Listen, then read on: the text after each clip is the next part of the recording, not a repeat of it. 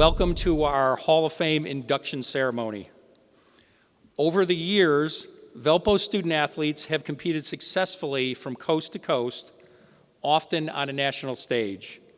Over the years, our teams have competed in the Indiana Collegiate Conference, the Heartland Collegiate Conference, the North Star Conference, the Mid-Continent Conference, and now the Horizon League and the Pioneer Football League. Although venues and affiliations have changed, our tradition of athletic excellence has remained unchanged. Our student athletes demonstrate year in and year out that they are champions in competition, classroom, and in the community. There are a small group of individuals whose accomplishments during their playing careers rise to a level to create memories not only for themselves and their teammates, but also for all of those fortunate enough to have watched them compete. This afternoon, we take time to celebrate the accomplishments of three individuals that have created numerous memorable athletic moments, made significant contributions to our program, and demonstrated that the student-athlete ideal is alive and well, and who have added greatly to the strong tradition of Crusader sports. So now, please join me in welcoming the newest members of the Valparaiso University Athletics Hall of Fame. First, Mr. Lubos Barton, accompanied by Savannah Carr, a member of the Valparaiso bowling team.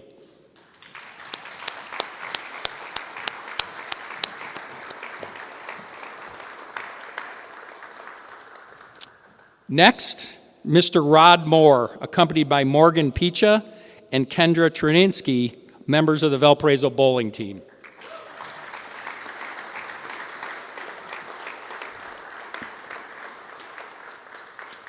And our third inductee this afternoon, Miss Angie Porche Rund, accompanied by Devin Mason, a member of the men's soccer team.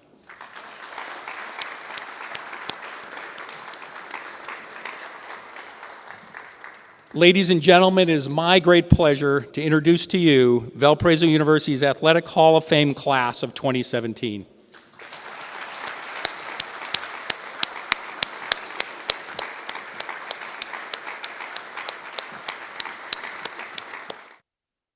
We are going to begin our inductions, the reason we're here today. So, our first inductee was a standout for the Crusaders on the basketball court from 1998 through 2002. He helped lead the program to 3 Mid-Continent Conference regular season titles, 3 conference tournament championships, and 3 NCAA tournament appearances. He was named the Mid-Con Player of the Year as a senior in 2002, capping his career with honorable mention All-American honors from the Associated Press. The conference's Newcomer of the Year in 1999 as a freshman, he earned all conference accolades in each of his 4 seasons, including first-team honors 2 times. And he was the conference's tournament MVP as a sophomore in 2000. He owns Valpo's single season and career steals records, and he also ranks 5th in the Crusader history in scoring, 6th in career rebounding, and 7th in career assists. He's just completed a 15-year professional career in Europe and has just started a career as a basketball coach. Ladies and gentlemen, please welcome Lubos Barton.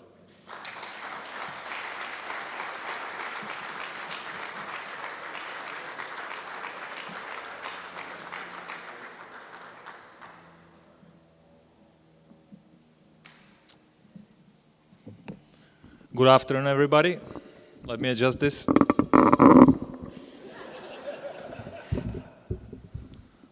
Rod Moore will have to bring it down again. Well, I'm under pressure to speak a little bit because my 10-year-old wants to play. So, but I have to tell him that I didn't fly 12 hours here to say just thank you, right? So,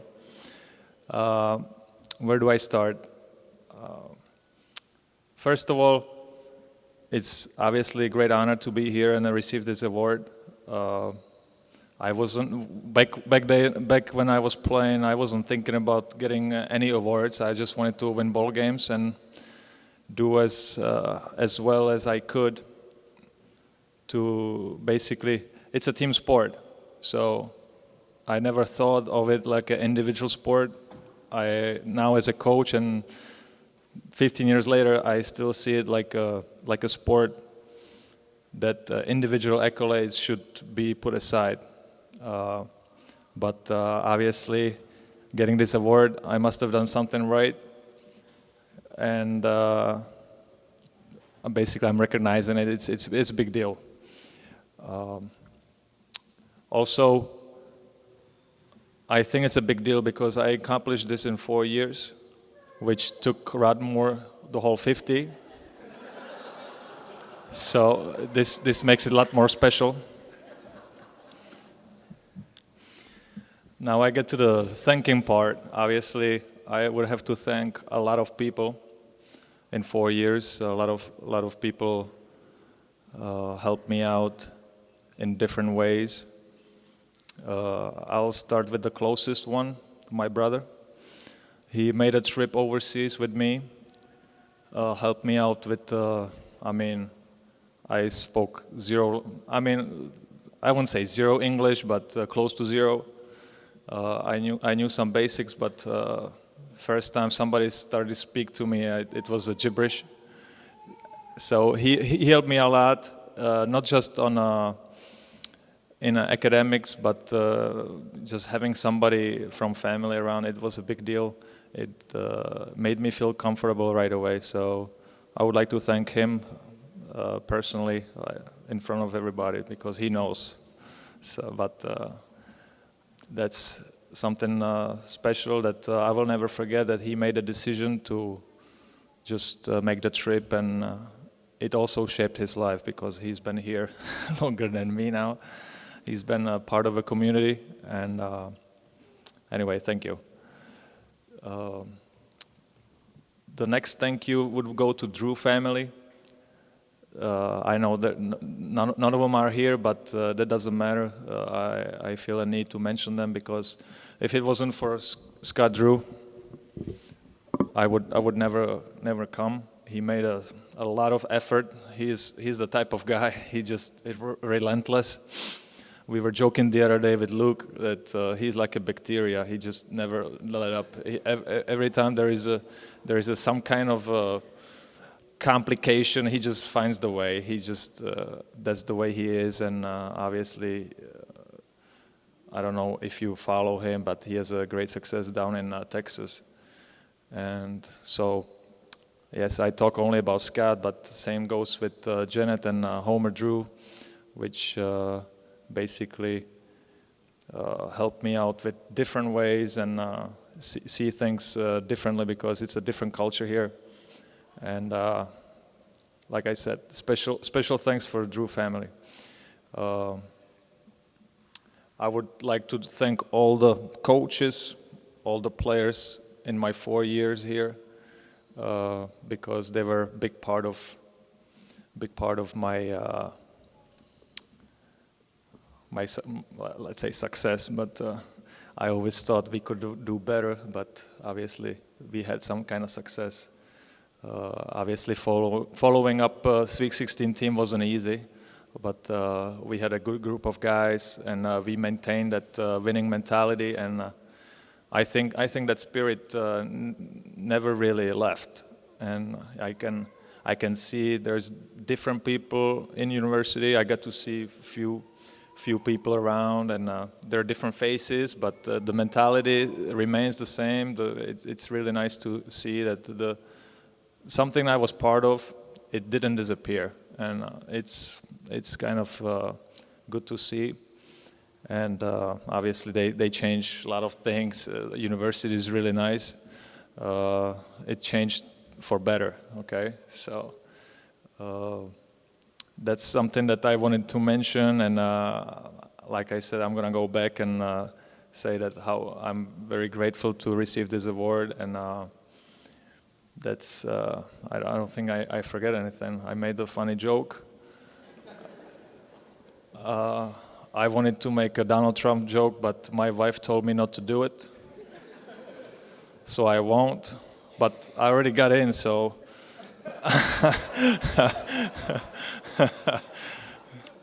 Yeah, we see things differently from overseas, but well, anyway, it's not the subject. So anyway, I would like to thank the committee or whoever decided that I might be the first international player or athlete to receive this award, which is twice as special. So anyway, thank you. I hope everybody will enjoy the game tonight and the team, and not just basketball team, because this is athletics. And God bless.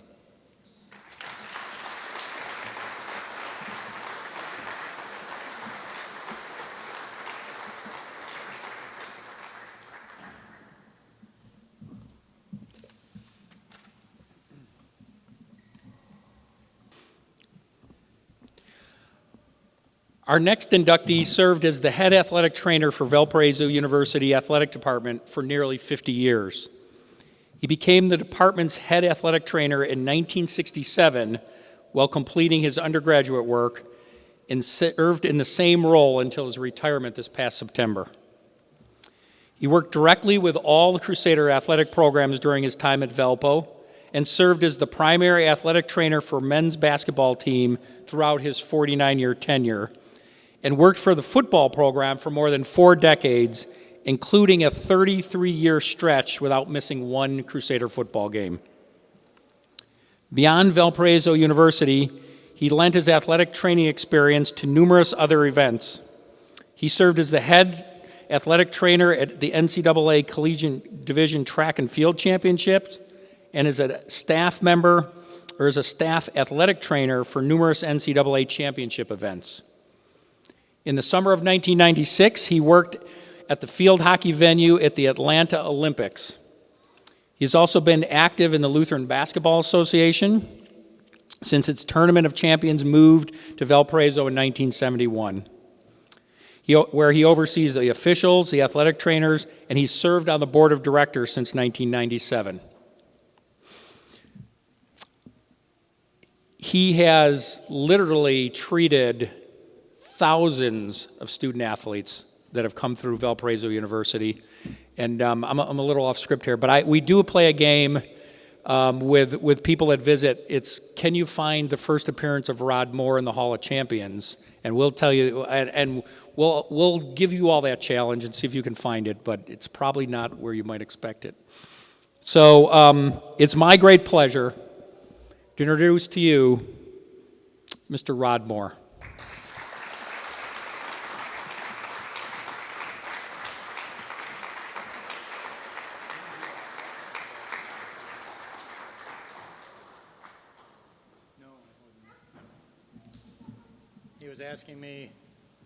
He was asking me if I did the basketball game last night that had a double technical in it, and no, I did not. In fact, I haven't called a technical yet this year, and then now that I've gotten back into basketball. So I've overdone my body a little bit getting back into the conditioning and running up and down the court, but even doing a couple college games has been fun to get back to. Anyway, I would like to say thank you to all of you for being here, and to the committee for bestowing upon me this honor. A couple of years ago, I was honored in Chicago with Tony Garofalo, the athletic trainer with the Cubs, and I think the two of us getting together before we spoke that evening probably is what got the Cubs off and running and got their world championship this year.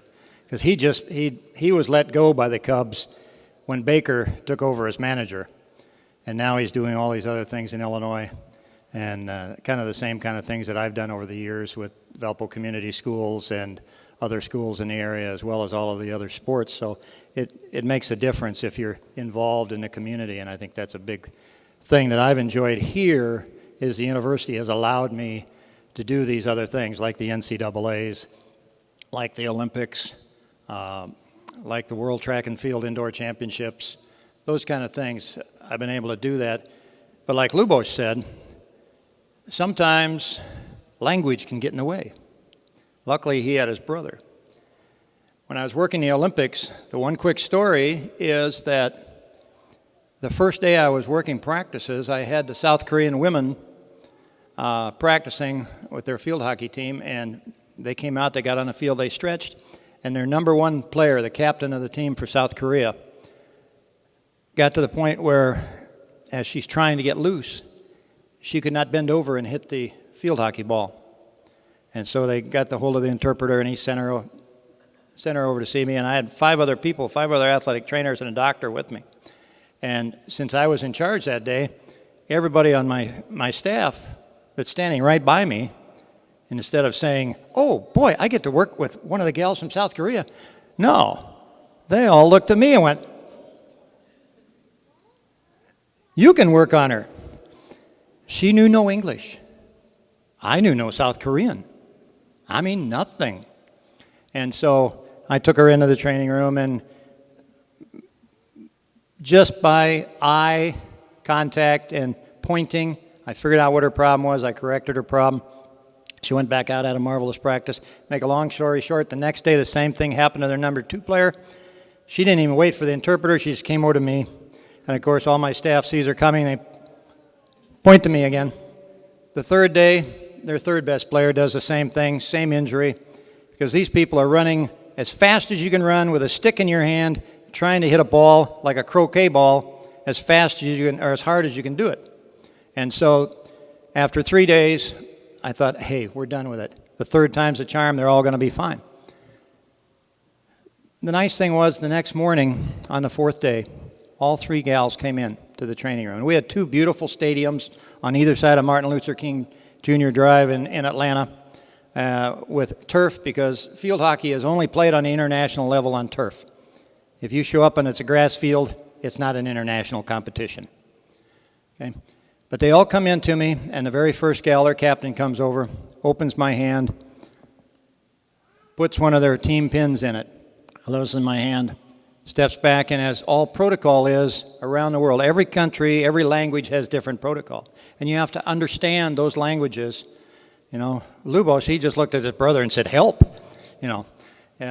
But then she backed up, and as we had to do the whole month with the gals from South Korea, we have to. And she did that, and I did that back to her, and then she said, thank you, in perfect English.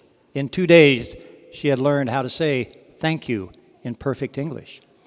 Then she stepped back, the number 2 gal did the same thing in my other hand, put another international pin in for field hockey, closed my hand, backed up, and said thank you in perfect English. The 3rd gal did the same thing. And so by the time she got done and they left, I was in tears. That was a very emotional time for me. And at the end of the competition, they just won the game to go into the gold medal game. I was leaving that day, and I wanted to tell their coach what an honor it was to work with them for that whole month, because their physios and their other medical people didn't come until competition started. So we basically had that team to ourselves for a month. And they had a new interpreter, and he jumped into the coach before the coach could talk to his gals after the game. And whatever he said, I don't know. But the coach broke up the circle, because every team has a different protocol after a game. You know, our guys in basketball, what do? We win the game, we shake hands, we go see the parents, that sort of thing. But that's it. They, from South Korea, form a circle. And they don't break that circle until the coach has said whatever he's going to say, whether it was a win or a loss. But you are there, and you are in that circle until the coach says you can break the circle.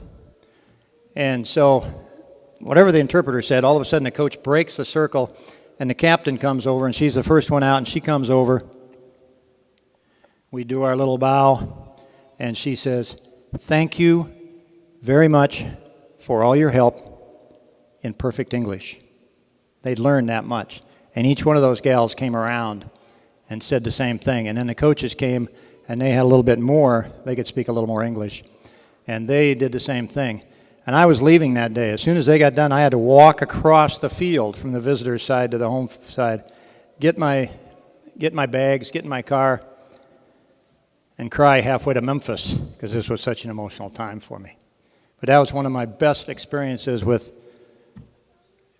things away from here. I know last fall when I put the letter on Mark's desk that I was retiring, it was kind of unique because Nate took over my position, and the first thing he did after I came back in and said that I put the letter on Mark's desk, he said, well, you know, you got to work 6 hours tomorrow because all of us on the staff, we're out of town. I said, I thought I was retiring today. He goes, no. You got 6 hours tomorrow. And actually, I did 6 hours Friday and 3 hours the next day with a tennis practice. And so I really couldn't get out of the training room. So it took me a while to get out of there. But over the years, like Mark had said, I've worked with all the sports. I think two of the most favorite sports I had, I did not work a long time with. One was gymnastics, and the other was with Karen with volleyball. You know, I was with each one of them. I think gymnastics was 5 or 6 years. Volleyball was 4 years when I traveled with them. And you can't ask for a better atmosphere with either one of those than I had with, especially with Karen and the volleyballers. When you average 25, 26 wins a year, everything is much better. Okay, and the same with gymnastics, going to the NCAAs with them, that sort of thing. But I felt last year, after the number of years I'd put in, it was time, since we just finished the basketball season with 35 wins. And you say, wait a minute, they didn't win that many. Yes, they did. We went to Canada and won 5 times. The only loss we had up there was to the national champions. And that was a pretty good game. And we had the best year in men's tennis, which I covered from basically all the time I was here. That was their best year ever. And we also had a much improved women's tennis team. I really felt it's time to go out on top. I'm satisfied with what we've had here, what we're going to keep going here. And so it was time for me to head out to the wide open spaces. Okay? Other than that, I'll leave it to Angie for her comments. But as Eli, my grandson over here, said, and I thank everybody in my family that came today, my wife, the 3 grandkids, Kelsey, Micah, Brad, Rachel, and Andrew. I asked Andrew before we started tonight, I said, do you want me to talk a little bit or a lot? And in Eli's inevitable manner, he said, just a little bit, Grandpa. So with that, thank you very much, everybody. It's been a pleasure. Oh, I have one other thing, too. And I know there's at least 3 other people in this room that can say this. How many of you knew O.P. Kretzman when you were here? I know Bill, Judy does, Albers does, Cookie does. Yes, okay. There are a few, because I was fortunate to work under 5 presidents while I was here. And all of them were great. They all had great rapport with us in the training room. They all supported us in the training room. And so I wanted to make that note because I knew Bill and Cookie and Jim were part of that. So thank you very much. How many athletic directors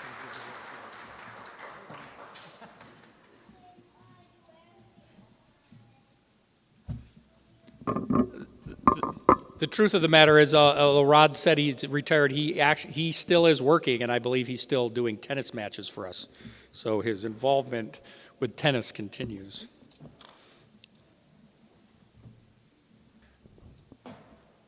Our final inductee is the most decorated student athlete to ever take the court for the Valpo volleyball program, playing for the Crusaders from 2006 through 2009.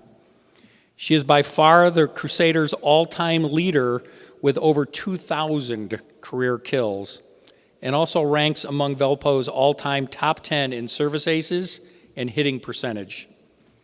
The program's first ever All-American, she twice received honorable mention All-American accolades from the American Volleyball Coaches Association, and was also a 2-time Midwest Region honoree.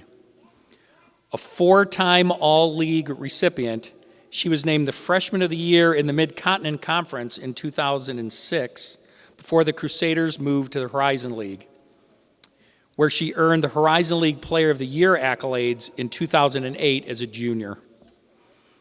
During her 4-year career, she helped lead the Crusaders to 91 victories on the court Also a success in the classroom, she was twice named Academic All-District honoree and was a third-team Academic All-American as a senior.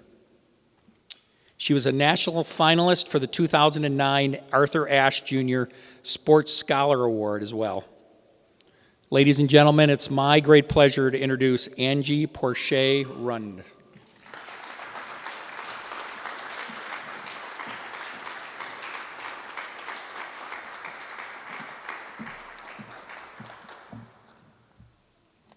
Thank you. When I received the call that I was one of the 3 people who were selected to be inducted into the Hall of Fame this year, I was speechless. I couldn't believe that the same honor that I'd watched class after class receive when I was a student here was the same honor that people chose to give to me. I'd repeatedly watched groups of talented alumni stand at center court during basketball games, being recognized for all their hard work. And here I was listening to Mr. LaBarbera tell me that I was going to be on the receiving end of it all this year. It was so cool. Then, I heard we were asked to speak at the induction ceremony. That speechlessness was instantly replaced with a wide-eyed, wait, what? I mean, I was an athlete. We don't exactly specialize in public speaking. I mean, what would I say and how long should I talk? And then I had an aha moment. Just speak what you feel. Today, I feel so indescribably blessed to be here. I was a regular student athlete who worked hard every day, just like all my teammates did. So to be honored for doing what I came here to do, for doing what I loved, is almost beyond comprehension to me. I feel so grateful for the people who helped make all of this possible. I'm grateful for my coach, Karen Avery, who taught me more about volleyball than I ever knew there was to learn. She molded me from a semi-awkward high school level player to a college athlete. She gave me a chance from day one to fulfill my dream of not only being able to continue my volleyball career, but by helping me see just how much I had to offer to both myself and the entire Valpo athletics community. I'm grateful for my parents, Robert and Diane, who supported me endlessly. It's nearly impossible to think of a time when they weren't the first faces I saw after a game, there to celebrate a victory or to be my sounding board when I was less than thrilled with my own performance. Their undying support is something that I appreciate more than I can explain. I'm grateful for my husband, Adam. He was a football player here at Valpo at the same time that I was playing. So when it came to needing someone who just understood what being a student athlete meant, there was no one better. From flying back from Europe and heading straight to my home game to surprising me at away games, he went above and beyond to support me and my teammates, and I'm so thankful for that. I'm grateful for my brother, Anthony, whose quiet pride is every little sister's dream. I'm also grateful for my uncles and aunt who racked up miles traveling to cheer us on in person, as well as family and friends who supported me from afar. I know that I was the one lifting the weights, going to classes, running the sprints, and icing the joints, but this amazing four-year experience we're here celebrating today would not have even happened without the support of so many others. Thank you so much to the Hall of Fame committee for deciding that a girl from little old Linwood, Illinois was worthy of such respected recognition. It is such a privilege. So yeah, I may not specialize in public speaking or know the exact thing to say in moments like this, but I sure know how I feel. Unbelievably blessed and incredibly honored. So thank you.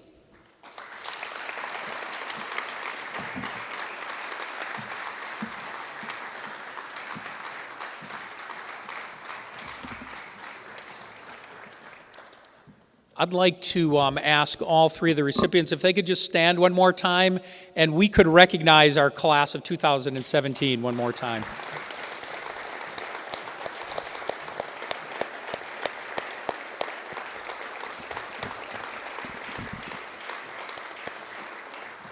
Thank you much. Thank you so much. Well, thank you all for being here this afternoon. That's the end of our induction ceremony. I hope that you'll all come out to the game this evening. We will recognize these 3 again at halftime of the game. So thank you for being here this afternoon. We'll look forward to seeing you at the game this evening, and we look forward to seeing you at the 2018 induction ceremony. So thank you very much.